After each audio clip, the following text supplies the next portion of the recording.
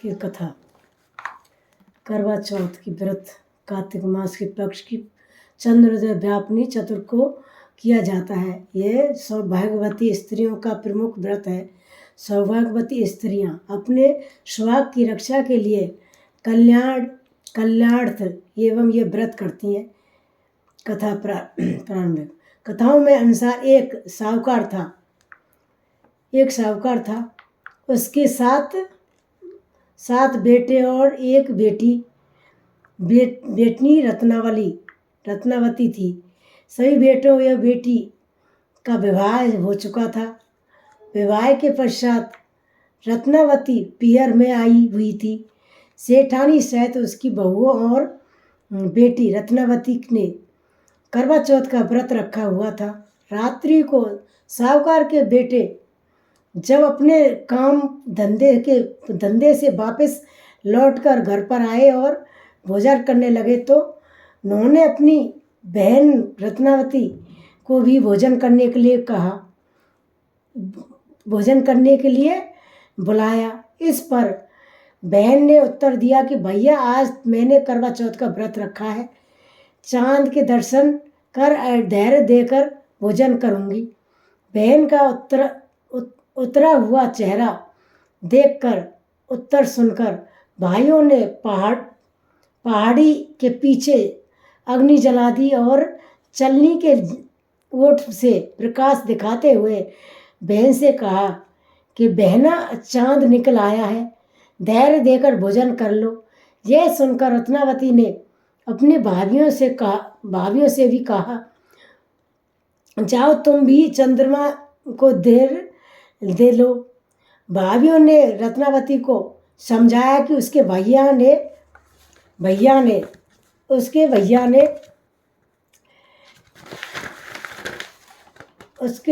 उसके साथ छल किया है, अभी चांद नहीं निकला है। लेकिन रत्नावती ने भाइयों का बात मान ली और धैर्य देकर भोजन करने बैठ गई। रत्नावती ने जैसे ही पहला निवाला तोड़ा तो उसमें बाल आ गया। दूसरा निवाला पर छींके तथा तीसरा निवाला लेते ही ससुराल से पति की अंकुशलता के समाचार मिले। इससे रत्नावती को शंका होने लगी, उसका व्रत भंग हो गया है। इधर माँ ने बेटी को विदा करने के लिए सिंदूक खोला तो शुभ दुआओं के वस्त्र नहीं मिले। विदा करते हुए माँ ने बेटी को वही वस्त्र एवं एक सोने का टका देते हुए कहा कि ससुराल में सभी के पैर छूना और जो भी तुम्हें अखंड सौभाग्यवती का आशीर्वाद दे उसे यह टका दे देना। रास्ते में चलते समय किसी ने भी उसे रत्नावती को अखंड सौभाग्यवती का आशीर्वाद नहीं दिया। जब यह ससुराल पहुंची तो दरवाजे पर उसकी छोटी ननद खड़ी थी। तब रत्नावती ने उसके पाँव लगे तो उसने उसे अखंड सौभाग्यवती का आशीर्वाद दिया। आशीर्वाद सुनकर रत्नावती ने ननद को सोने का टका दे दिया। जब यह घर की भीतर गई तो सास ने कहा कि तेरा पति धरती पर पड़ा है। रत्नावती ने अपने मृतक पति को जलाने से मना कर दिया। इस पर गांव वालों ने उसके लिए एक झोपड़ी बाहर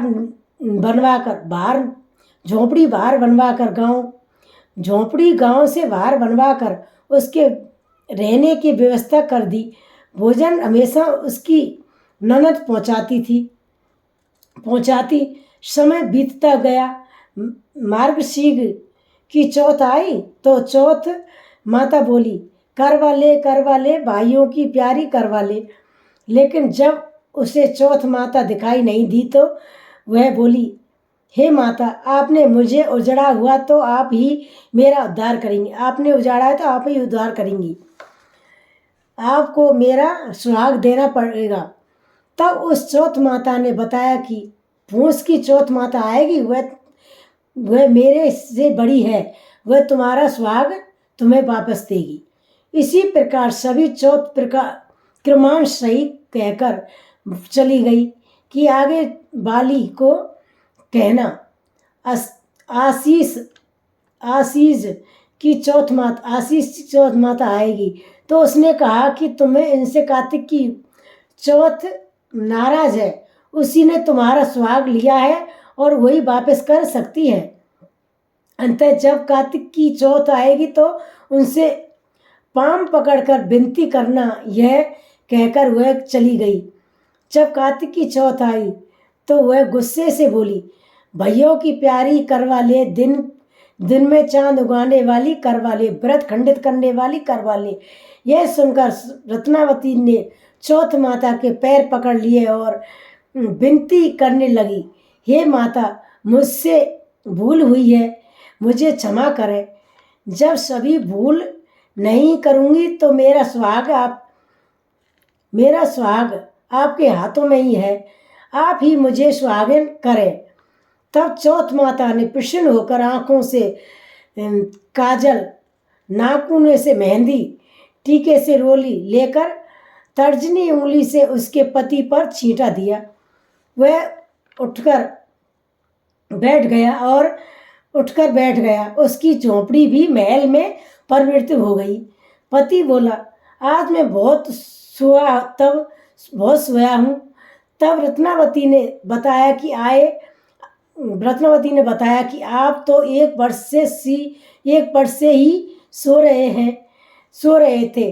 तब करवा चौथ की कृपा से आपको नया जीवन मिला है। दोनों खुशी चौपड़ खेलने लगे। तब हमेशा की भांति ननद खाना लेकर आई तो वहाँ झोंपड़ी ना दिखाई देने के कारण परेशान होने लगी। तभी आई भाभी ने महल के ऊपर से बहन को आवाज़ दी। बहन ने जब भाई को देखा तो वह दौड़ी दौड़ी उस सूचना लेकर माँ के पास गई। माँ ने जब यह शुभ समाचार सुना तो तुरंत सभी बहनों ने तुरंत सभी परिजनों के साथ गाजे बाजे के बहू को लेने आए। सास बहू के पैर पकड़ने लगी, तेरे कारण मेरा बेटा तुझे वापस मिला है।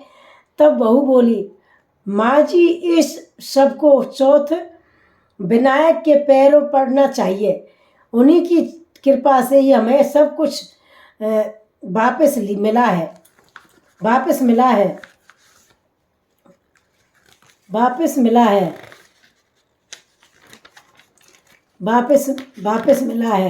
जैसी बाप वही, जैसी सब वही है चौथ माता।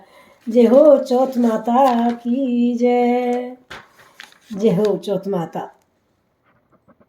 जय गणेश जी की कहानी, गणेश जी की कथा। एक अंधी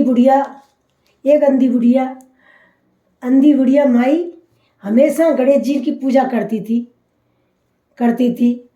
उसकी एक बेटा और एक बहू थी। गणेश जी की पूजा पाठ से बहुत प्रसन्न होते थे। उन्होंने बुढ़िया को कहा, बुढ़िया माई मांगना चाहती है। बुढ़िया बोली, भगवान, मुझे तो सब मांगना ही नहीं आता, आप ही बताइए मैं क्या मांगूं। तब गणेश जी बोले, अपने बेटे बहू से पूछ ले। बुढ़िया ने बहू से पूछा। वह बोली कि सासू जी, पोता मांगना, तुम्हारी उंगली पकड़कर चलेगा। बेटे से पूछा कि माँ, धन मांगना, बैठे बैठे खाएंगे। और बेटे एवं बहू की बातों से बुढ़िया को भ्रमित कर दिया। इसी चिंता से बुढ़िया रात भर विचार करती रही। दूसरे दिन गणेश जी की एक बुढ़िया के रूप में बुढ़िया से मिले और उन्होंने उनसे पूछा कि बुढ़िया माई बड़बड़ा रही है। तब वह बोली, देखो, आज गणेश जी ने मुझे कुछ देर मांगने से कहा है। लेकिन बेटे ने तो लोभ से ही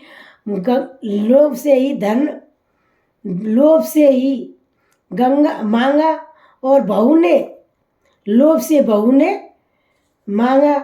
और लेकिन उन दोनों ने वह नहीं कहा कि माँ तुम आँखों हो, अपनी आँखों मांगना, आँखों नहीं है आँखों मांगना। तब बूढ़े ने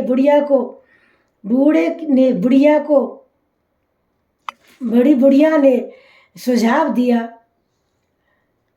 तब बुढ़िया ने बुढ़िया को सुझाव दिया कि माई तुम मांगना कि मेरे पति मांगना माई, मेरे पोते को सोने के कटोरे में दूध पीना देखना चाहती हूँ। इतना कहकर बूढ़ा अंतर्धान हो गया। जब बुढ़िया गणेश जी के पास गई और गणेश जी ने पहले मांगती हुई तब बोली कि अपने पोते को सोने मांग माई क्या मांग रही है।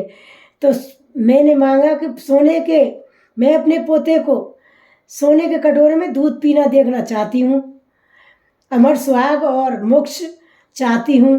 तथास्तु कहकर गणेश जी ने उसे मुँह मांगा वरदान दे दिया।